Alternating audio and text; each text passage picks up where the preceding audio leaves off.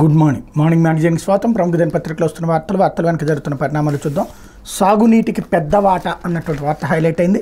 1,29,972 కోట్లతో vote on account budget. జలవనరుల శాఖకు 13,308 కోట్లు, సంక్షేమానికి 15,140 కోట్లు, ఆర్డినెన్సులు జారీ, 4 నెలల ఖర్చులకి అనుమతి అన్నటువంటి వార్తని హైలైట్ చేశారు. ఇందులోనే విచిత్రమైనటువంటి అంశం ఏంటంటే సాగునీటికి పెద్ద వాట 13,300 కోట్లు పెద్దవాట అవుతుంది, 15,000 కోట్లు పెద్దవాట అవుతుంది. అసలు ఆ 1,29,000 కోట్లో 13,000 కోట్లు ఏ లెక్కకి వెళ్తాయి అంటే అదే టైప్లో, అంటే మనం హెడ్డింగ్ చూసాం కాబట్టి ఆ రూట్లోనే ఫిక్స్ అయిపోవాలి. భారీగా ఖర్చు పెట్టబోతున్నది. రాష్ట్ర ప్రభుత్వం ఓటాన్ అకౌంట్ బడ్జెట్కి ఆమోదం పొందింది. మొత్తం 1,29,972 కోట్లతో ప్రతిపాదించిన ఈ బడ్జెట్ ఆమోదిస్తూ గవర్నర్ జస్టిస్ అబ్దుల్ నజీర్ బుధవారం ఆర్డినెన్స్ జారీ చేశారు. ప్రస్తుత ఆర్థిక సంవత్సరంలో రాబోయే 4 నెలల కాలానికి ప్రతిపాదించిన ఈ బడ్జెట్లో జలవనరుల శాఖకు కూటమి ప్రభుత్వం పెద్దపీట వేసింది. భారీ మధ్య తరహా చిన్న నీటి పారుదలకు 13,308 కోట్లు పెట్టుబడి వ్యయంగా కేటాయించింది. గత 5 ఏళ్లలో నీరసించిన పలు ప్రాజెక్టుల పనులను పరుగులు పెట్టించేందుకు నీటిపారుదలకు భారీగా నిధులు ఇచ్చింది. వివిధ సంక్షేమ శాఖలకు కలిపి 15,140 కోట్లు కేటాయించింది. గత వైకాపా ప్రభుత్వం జూలై నెలాఖరు వరకు ఓటాన్ అకౌంట్ సమర్పించి పద్దులకు శాసనసభలో ఆమోదం పొందింది. ఆ గడువు బుధవారంతో తీరిపోయింది. ఈ నేపథ్యంలో ఆగస్టు 1 నుంచి ఖర్చులకు అనుమతి అవసరం.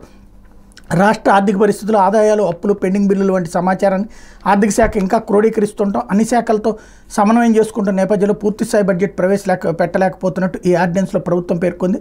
దీంతో ఓటాన్ అకౌంట్కి ఆర్డినెన్స్ జారీ చేశారు. మొత్తం 40 ప్రభుత్వ శాఖలకు రాబోయే 4 నెలల ఖర్చులకు ఆర్డినెన్స్ రూపంలో అనుమతి పొందారన్నటువంటి వార్తను హైలైట్ చేశారు.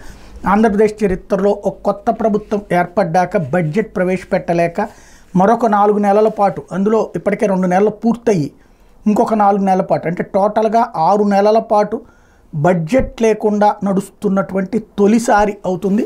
దానికి సాకులు పత్రికలు ఎతుకుతున్నాయి, అంతకుమించి మరొకటేమీ లేదు. ఇకపోతే పెట్టుబడుల సాధనకు కొత్త విధానం.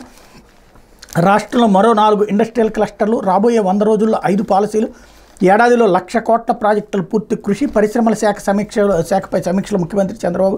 రాష్ట్రంలోకి పెట్టుబడులను ఆకర్షించేందుకు కొత్త పారిశ్రామిక విధానాన్ని రూపొందిస్తున్నట్టు ముఖ్యమంత్రి చంద్రబాబు చెప్పారు.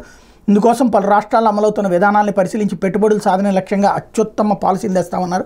గత 10 ఏళ్లలో వివిధ సంస్థలతో కుదుర్చుకున్న అవగాహన ఒప్పందాల్లో ఎన్ని వాస్తవ రూపొందాల్చే, మిగతా వాటి పరిస్థితి ఏమిటి అనే అంశాలను పరిశ్రమల శాఖ అధికారులతో సీఎం సచివాలయంలో బుధవారం సమీక్షించారు. వైకాపా ప్రభుత్వ విధానాల వల్ల పారిశ్రామికవేత్తలు రాష్ట్రానికి రావాలంటే భయపడ్డారు. రాజకీయంగా వేధించడంతో చాలా సంస్థలు పెట్టుబడుల ఒప్పందాన్ని రద్దు చేసుకున్నా, కొత్తవి రాలేదు. పారిశ్రామికవేత్తలు మళ్లీ నమ్మకం కలిగించాల్సిన అవసరం ఉందని చంద్రబాబు అన్నారన్నటువంటి వార్తని హైలైట్ చేశారు. ఇకపోతే హమాస్ అగ్రనేత హనియా హత్య. ఇరాన్లో క్షిపణి దాడిలో అంతమొందించిన ఇజ్రాయెల్. 2 దేశాల మధ్య మరింత పెరగనున్న ఉద్రిక్తత. పశ్చిమాసియా మరింత ఉద్రిక్తంగా మారింది. హమాస్ అగ్రనేత ఇస్మాయిల్ హనియాను ఇజ్రాయెల్ అంతమొందించింది. లెబనాన్ రాజధాని బీరుట్లో హెజ్బుల్లా ఉగ్రవాద కమాండర్ పాద్ చుక్రియా లక్ష్యంగా ఇజ్రాయెల్ దాడులు జరిపిన కొన్ని గంటల వ్యవధిలోనే ఈ దాడి చోటు చేసుకోవడం, దానికి ఇరాన్ వేదిక కావడం చర్చకు దారితీసింది. ఇప్పుడు ఇరాన్ ఎలా స్పందిస్తుందనే దాన్ని బట్టి తదుపరి పరిణామాలు చోటు చేసుకున్నాయి. గట్టి చర్యలు తప్పవని ఇప్పటికే ఇరాన్ ప్రకటించింది. ఈ ఘటన గురించి తమకు ఎలాంటి సమాచారం లేదని, దీనిలో తమ ప్రమేయం లేదని అమెరికా తెలిపింది. హనియాను హత్య చేయడాన్ని హమాస్తో పాటు పాలస్తీనా, Lebanon, Yemen, Russia, Qatar, Malaysia ఖండించాయి. అంతర్జాతీయ సమాజం స్పందించకపోతే ప్రాంతీయంగా మరింత పెద్ద సంఘర్షణలు తలెత్తాయని తుర్కీయే పేర్కొందన్నటువంటి వార్తని హైలైట్ చేశారు.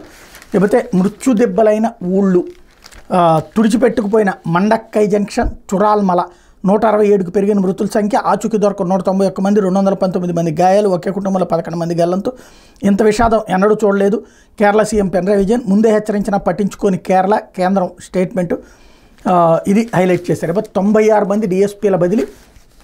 21 సబ్ డివిజన్లో కొత్త ఎస్డిపిఓలు. గత 5 ఏళ్లలో లూప్ లైన్లో ఉన్న వారికి ప్రాధాన్యం. 57 మందికి నో పోస్టింగ్. వీరిలో అత్యధికులు వైకాపా రాజకీయాలకు కొమ్ము కాసిన వారే. భీమవరం ఎస్డిపిఓగా జయసూర్య నియామకంపై విస్మయం. రాష్ట్రంలో 96 మంది డిఎస్పీలను బుధవారం కూటమి ప్రభుత్వం బదిలీ చేసింది. 21 సబ్ డివిజన్లో ప్రస్తుతం ఉన్న అధికారులకు స్థానచలనం కలిగించి వారి స్థానంలో వేరే వారిని ఎస్డిపిఓలుగా నియమించింది. 57 మంది డిఎస్పీలకు ఎక్కడా పోస్టింగ్ ఇవ్వలేదు. వారిని డీజీపీ కార్యాలయంలో రిపోర్ట్ చేయాలని ఆదేశించింది. వాళ్ళలో 35 మంది ప్రస్తుతం వివిధ సబ్ డివిజన్లో ఎస్డిపిఓలుగా ఉన్నవారు. వీరిలో అత్యధికులు గత 5 ఏళ్లలో వైకాపాతో అంటకాగి ఆ పార్టీ నాయకులు అరాచకాల అక్రమాలకు కొమ్ము కాశారని ఫిర్యాదులు, విమర్శలు ఎదుర్కొన్నారు. జగన్ ప్రభుత్వ హయాంలో ప్రతిపక్ష నాయకులు అక్రమ కేసులతో వేధించడం ప్రధాన లక్ష్యంగా ఐజీ కొల్లి రఘురామరెడ్డి నేతృత్వంలో ఏర్పాటైన సిట్లో పనిచేసిన అడ్డగోలుగా వ్యవహరించిన పలు డిఎస్పీలకు పోస్టింగ్ లభించలేదన్నటువంటి వార్తని హైలైట్ చేశారు. ఇకపోతే పునాదుల్లో నీరు తోడేందుకే ₹1 కోటి ఖర్చు. 5 ఏళ్లుగా నీళ్లలోనే సచివాలయం, హెచ్ఓడి టవర్లు, హైకోర్టు భవనం పునాదులు. భవనాల పటిష్టత నిర్ధారణకు రాజధాని రేపు హైదరాబాద్ ఐఐటి బృందం రాజధాని అమరావతిలో జగన్ ప్రభుత్వం చేసిన విధ్వంసాలను ఇప్పుడు కొత్తగా చేపట్టాల్సిన నిర్మాణాల మాట అటుంచి నిలిచిపోయిన వాటికి ముందుకు తీసుకెళ్లేందుకే భారీ కసరత్తు చేయాల్సి వస్తుంది. ఖర్చు తడిచి మోపిడవుతోంది. 5 ఏళ్లుగా చెరువులు తలపిస్తున్న సచివాలయం విభాగాధిపతుల కార్యాలయ భవనాల టవర్లు హైకోర్టు పునాదుల నుంచి వీటిని తోడేందుకే ₹1 కోటి పైగా ఖర్చు అవుతుందని అంచనా. అమరావతిలో నిలిచిపోయిన నిర్మాణాల నాణ్యతను ఇతర సాంకేతిక అంశాలను పరిశీలించే బాధ్యతను హైదరాబాద్, మద్రాస్ ఐఐటీల నిపుణులకు సిఆర్డీ అప్పగించింది. హైదరాబాద్ ఐఐటి బృందం ఆగస్టు 2న వస్తోంది. మరో వారం 10 రోజుల్లో మద్రాస్ ఐఐటి బృందం కూడా రానున్నట్టు తెలిసింది. ఐకానిక్ భవనాలుగా తలపెట్టిన సచివాలయం, హెచ్ఓడి టవర్లు, హైకోర్టు పునాదుల పరిశీలన బాధ్యతను మద్రాస్ ఐఐటికి ఎమ్మెల్యేలు, ఎమ్మెల్సీలు, అఖిల భారత సర్వీసుల అధికారుల నివాస భవనాలు, టవర్ల నిర్మాణాల నాణ్యత పరిశీలనకు బాధ్యతను హైదరాబాద్ ఐఐటికి అప్పగించారు. ఎన్నాళ్లు పట్టించుకోకుండా వదిలేసిన భవనాల పటిష్టత ఎలా ఉంది?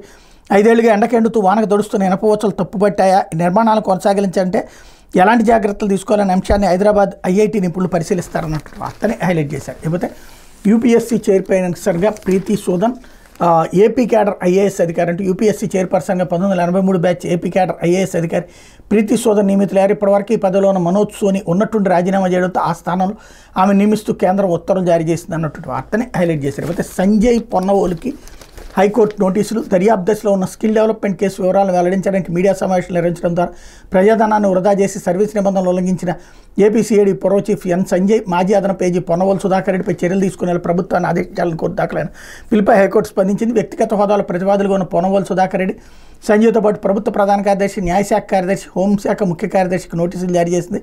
వ్యవహారంపై పూర్తి వివరాలతో కౌంటర్ దాఖలు చేయాలని ప్రభుత్వాన్ని ఆదేశించింది అన్నట్టు వార్తని హైలైట్ చేశారు. లేకపోతే ఇదెక్కడి రోగం అంటూ ఆరోగ్యశ్రీ పథకాన్ని కనుమరుగు చేయడమే చంద్రబాబు లక్ష్యం. ఆసుపత్రులకు బకాయిలు చెల్లించకుండా వైఎస్ జగన్ ప్రభుత్వంపై దుష్ప్రచారం. జనవరి వరకు బిల్లులు క్రమం తప్పకుండా చెల్లించిన జగన్ సర్కార్ జనవరి, ఫిబ్రవరి బిల్లులు ప్రాసెస్ చేసి సిఎఫ్ఎంఎస్ కోడ్ వచ్చేలోపు ఎన్నికల కోడ్ నాడు ఎన్నికల సంఘానికి ఫిర్యాదు చేసి బిల్లులేవి చెల్లించకుండా అడ్డుకుంది బాబే. ఏప్రిల్, మే, జూన్ బకాయిల ఊసెత్తని బాబు సర్కార్. ఆరోగ్యశ్రీనే కాదు, మందుల కొరత, కొత్త వైద్య కళాశాలలపైన తీవ్ర నిర్లక్ష్యం. ప్రజలకు తాము ఉంటున్న ప్రాంతంలో సూపర్ స్పెషాలిటీ వైద్య సేవలు, ఆరోగ్య సురక్ష అందకుండా నిలుపుదల, మొత్తంగా ఆరోగ్య రంగాన్ని నిర్వీర్యం చేసేందుకు చంద్రబాబు కుట్ర అన్నటువంటి వార్తని హైలైట్ చేశారు. ఇందులో ఒకటి పచ్చి అబద్ధం ఏంటంటే ఆరోగ్యశ్రీ 2 నెలల పెండింగ్ ఉంది, జనవరి వరకు కట్టేశాము అన్నటువంటిది కూడా పచ్చి బూతు. అంతకుముందు కూడా అనేక సార్లు ఆరోగ్యశ్రీ వాళ్ళు ఆసుపత్రులు గత 3 సంవత్సరాల నుంచి గొడవ చేస్తూనే ఉన్నారు. వాళ్ళు గొడవ చేసి సమ్మె అన్నప్పుడల్లా కొంత డబ్బులు రిలీజ్ చేస్తూ వచ్చారు, ఎంతో కొంత రిలీజ్ చేస్తూ వచ్చారు. అది జనాలకి తెలుసు.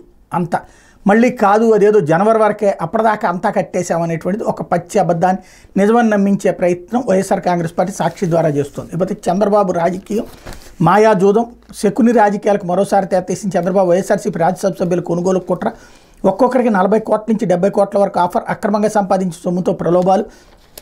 రాజీనామా చేస్తే వెంటనే ఉప ఎన్నికలు టికెట్ ఇస్తామనేరా, ఎమ్మెల్యేల బలం ఉన్నందున మళ్లీ గెలిపిస్తామని నమ్మించే యత్నం. 2014-19లో 3 ఎంపీలు 23 మంది ఎమ్మెల్యేల కొనుగోలు. 2015లో తెలంగాణలో ఓటు కోట్ల కేసులో దొరికిన వైను. ఎన్టీ రామారావుకు వెన్నుపోటుతో అడ్డదారుల అధికారులకు వైస్రాయ్ కుట్రలో సహకరించిన వారికి పొగబెట్టిన నారా. ప్రస్తుతం రాజకీయ ప్రలోభాల కుట్రకు మరింత పదును పెడుతున్న చంద్రబాబు అంటూ దీన్ని బట్టి అర్థమవుతుంది ఏంటంటే రాజ్యసభ సభ్యుల్ని లాక్కోవడానికి చంద్రబాబు ప్రయత్నిస్తున్నారు. 2/3 రారు కాబట్టి ఒక్కొక్కళ్ళని వాళ్ళ చేతనే రాజీనామా చేయించి వాళ్ళకి తెలుగుదేశం పార్టీ తరఫున రాజ్యసభ సభ్యత్వం ఇచ్చేటట్టు ప్లాన్ చేస్తున్నారు అన్నటువంటిది ఇక్కడ అర్థమవుతున్నటువంటి అంశం. ఇకపోతే 100 రోజుల్లో 5 పారిశ్రామిక పాలసీలు.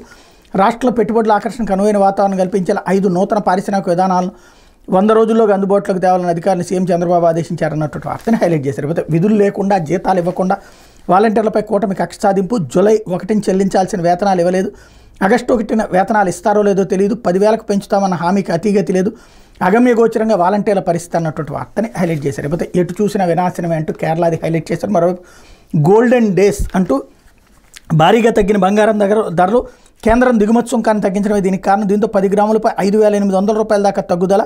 ధర తగ్గడం, పెళ్లిళ్ల సీజన్ కావడంతో రద్దీగా బంగారు దుకాణాలు, పెట్టుబడిగా పుత్తడిని కొంటున్న ప్రజలు అంటూ రాష్ట్ర వ్యాప్తంగా బంగారం రోజుకి 107 కిలోలు కొంటున్నారు, నెలకు 3,210 కిలోలు కొంటున్నారు, ఏడాదికి 38,520 కిలోలు కొంటున్నారు అన్నటువంటి వార్తని హైలైట్ చేశారు. లేకపోతే ఇసుక ధర పెంపు, కొనుగోలుదారు నిరసన. భీమిలీలో టన్నుకు ₹758 నుంచి ₹1,076 పెంపు, ఒకేసారి ₹318 పెరగడంతో కొనుగోలుదారుల ఆగ్రహం. ఓవైపు ఉచితమంటూ ఎంతేసి వసూళ్లా అంటూ నిరసన.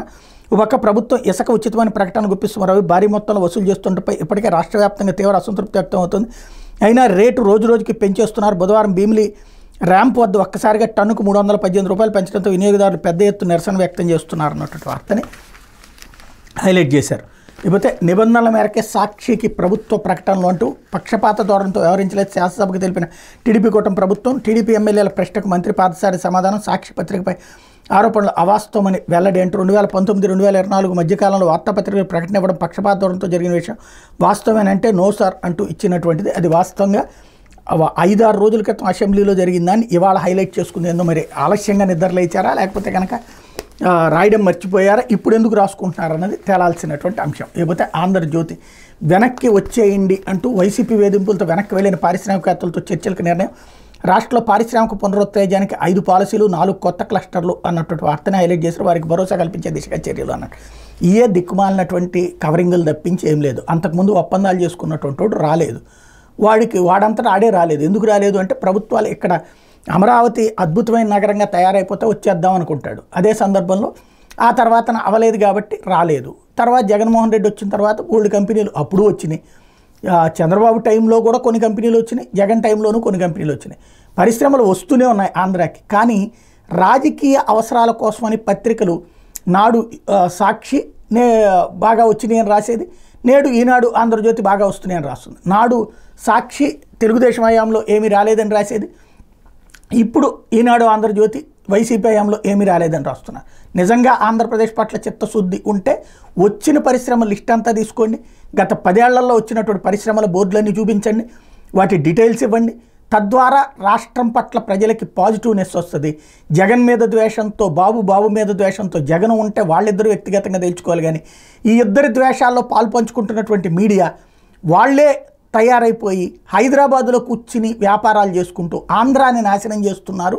దానికి తగినటువంటి అంశమే ఇది. వెనక్కి వచ్చేయండి అని చెప్పి ఎవడో వెళ్ళిపోయాడు అన్నటువంటి కోణంలో డ్రామాలతో కూడినటువంటి స్టోరీ ఇక్కడ హైలైట్ చేసుకొచ్చారు. ఇకపోతే ఎక్కడ చూసినా వైనాడులో మృత్యు విలయతాండవం అన్నటువంటి వార్తలు. అట్లాగే ఇంకొక కొత్త స్టోరీ, పోర్ట్లో భూచోళ్ళు అంటూ కొరగాని కంపెనీల కాకినాడ యాంకరేజ్ పోర్టు భూములు వ్యాపారం పేరుతో లీజుకు తీసుకుని ఏళ్ల తరబడి ఖాళీగానే వైసీపీ ప్రభుత్వంలో మంత్రి అంచెడు కోసం కేటాయింపు.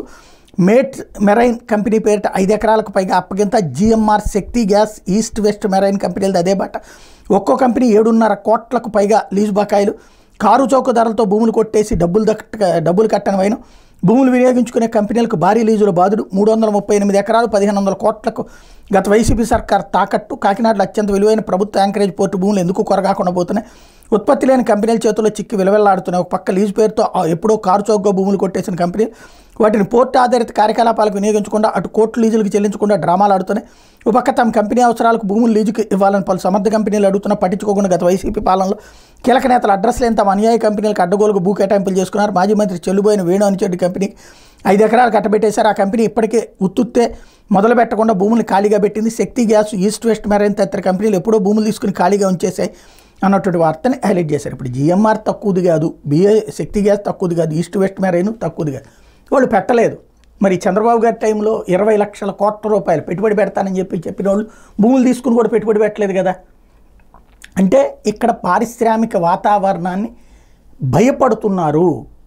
ఏంటి అంటే తెలుగుదేశం టైంలో వస్తే వైసీపీ వాళ్ళు వేధిస్తారు, వైసీపీ టైంలో వస్తే తెలుగుదేశం వాళ్ళు వేధిస్తారు అన్నది అది వాస్తవం. కానీ ఇదిగో ఇప్పుడు వాళ్ళందరూ వెదవాలని వీళ్ళు రాస్తారు, రేపు పొద్దున ఇప్పుడు తెలుగుదేశంలో వచ్చిన వాళ్ళందరూ వెదవాలని చెప్పి రేపు పొద్దున వాళ్ళు రాస్తారు. ఏదో ఒక పొలిటికల్ ఎఫిలియేషన్ లేకుండా పరిశ్రమ పెట్టడానికి కుదరట్లేదు. పెడితే ఇలాంటి పరిస్థితులు వస్తున్నాయి. దీనికి అర్థం లేనటువంటి కాన్సెప్టే నడుస్తున్నటువంటి వ్యవహారం. అయితే అంటే పత్రికల యొక్క రాజకీయాల ముందు మనం నలిగిపోతున్నాం అనడానికి సాక్ష్యం. కాకపోతే ఇసుకలో ఎందుకు ఈ గందరగోళం? గనుల్లో వైసీపీ అక్రమాలను తవ్వితీయండి, సీఎం ఆదేశాలు. ప్రజలకు మేలు జరగాలని తీసుకొచ్చిన ఉచిత ఇసుక విధానం అమల్లో గందరగోళం ఎందుకు వచ్చింది? గతంలో కన్నా ఇప్పుడే ధరలు పెరిగాయని విమర్శలు, ఆరోపణలు ఎందుకు వస్తున్నాయి? తవ్వకం రవాణా ఛార్జీలు ప్రభుత్వం తీసుకుంటుందా? ప్రజలు అలాగే భావిస్తున్నారా? ఈ సమస్య పరిష్కారంపై మీరు ఏ ఆలోచనతో వచ్చారని ముఖ్యమంత్రి చంద్రబాబు గనుల శాఖ అధికారులు ప్రశ్నించారు. చంద్రబాబు బుధవారం గనుల శాఖపై సమీక్ష జరిపారు అన్నటువంటి వార్తని హైలైట్ చేశారు. ఇందులో మనం తీసుకున్న దాన్ని అధికారులు ఏం చేస్తారు? ఫ్రీ అని చెప్పాం, డబ్బులు తీసుకుంటున్నారు. ఆ డబ్బులు ఇంతకుముందు కంటే ఎక్కువ వస్తున్నాయి. అది ప్రభుత్వం తీసుకుంటుందా అంటే ప్రభుత్వం తీసుకోకపోతే పార్టీ వాళ్ళు తీసుకున్నారని జనం అనుకుంటారు. ఇంతకుముందు ఇంకోటి గతంలో అక్రమాలు జరిగినాయి. ఉచితంగా ఇస్తే అక్రమా, లేకపోతే డబ్బులు తీసుకుంటే అక్రమా? డబ్బులు తీసుకున్నారు, దానికి బిల్లులు ఉన్నాయి, ఎంత డబ్బులు వచ్చినాయో రాష్ట్ర ప్రభుత్వానికి లెక్క ఉంది. ఇప్పుడు ఏ లెక్క లేదు దాంట్లో. మళ్ళీ ఇంకో పక్కన రేట్లు అంతకంటే ఎక్కువ ఉన్నాయి. దానికి లోపం ఎక్కడుంది అంటే ఉచితం అన్నటువంటి పేరుతో దోచేసుకుంటున్నారు. దాన్ని అధికారులు మీరేదోటి చెప్పండి దీనికంటే ఏం చెప్తారు వాళ్ళు? ఇదే అసలు సమస్య. అది దినపత్రిక వచ్చినటువంటి వార్తల వెనకాల జరుగుతున్న పరిణామాలు.